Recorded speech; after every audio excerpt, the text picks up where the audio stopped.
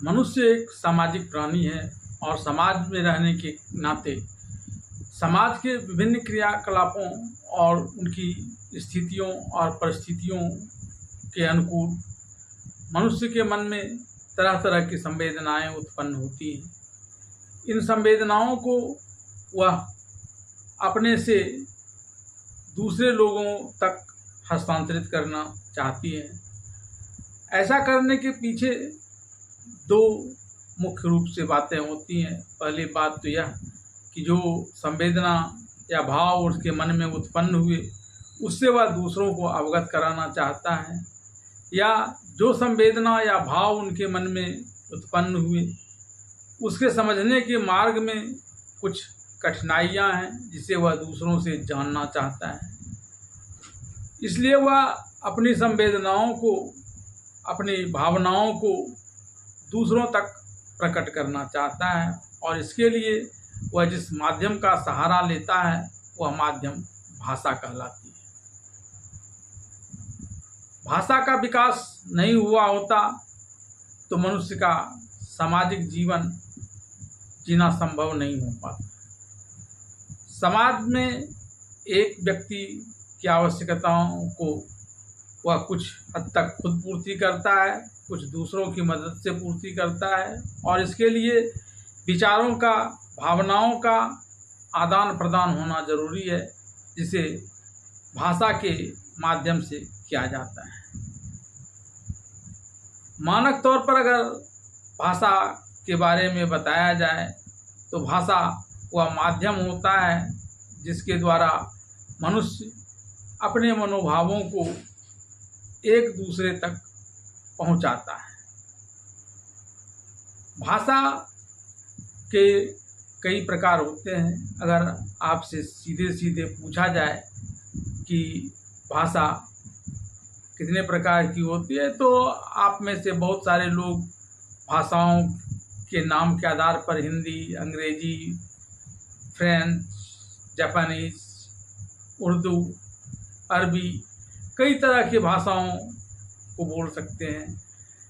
तो यह भी एक प्रकार है, लेकिन मूल रूप से अगर इसके प्रकार को देखा जाए तो यह मुख्यतया दो प्रकार के होते हैं। पहला भाषा का मौखिक रूप और दूसरा भाषा का लिखित रूप। जितने भी प्रकार की भाषाओं का मैंने अभी उल्लेख किया, जो आप लोग बता सकते हैं, मैं बता सकता हूँ, वे सभी इसी दो रूप के अंतर्गत आएंगे। जब बोलकर अपने मनोभावों को एक दूसरे पर प्रकट करेंगे तो यह भाषा का मौखिक रूप कहलाएगा। आमतौर पर यह भाषा का सबसे सरलतम रूप है। जब दो व्यक्ति मिलते हैं या दो से अधिक व्यक्ति मिलते हैं तो उन लोगों के बीच विभिन्न विषयों पर जो आपसी बातचीत होती है वह मौखिक रूप से होती है। इसके कई फायदे हैं।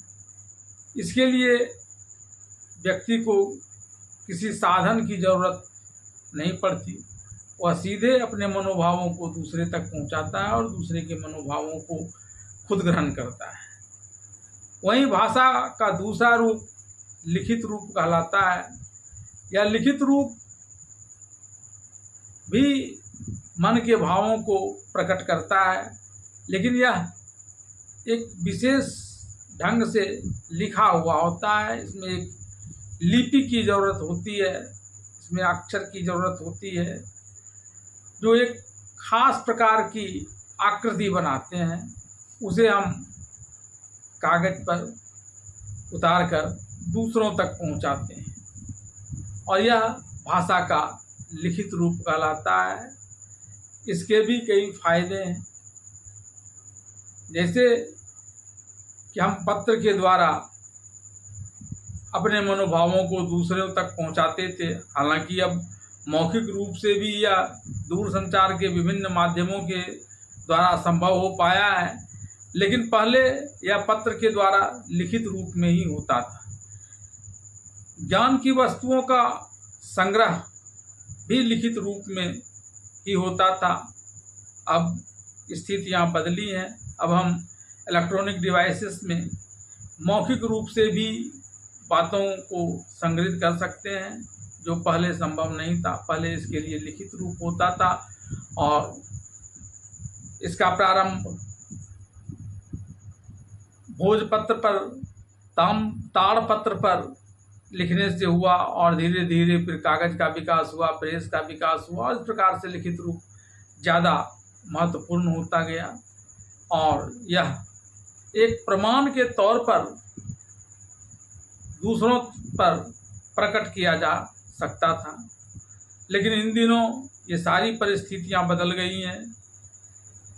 भारत सरकार ने जब अंग्रेज़ों के ज़माने में बने हुए कानून को बदला तो साक्ष्य अधिनियम, भारतीय साक्ष्य अधिनियम के तौर पर इलेक्ट्रॉनिक डिवाइसेस के रूप में बोली गई बातों को, यानी मौखिक बातों को भी वह स्थान मिला जो पहले सिर्फ लिखित रूप को ही मिलता था।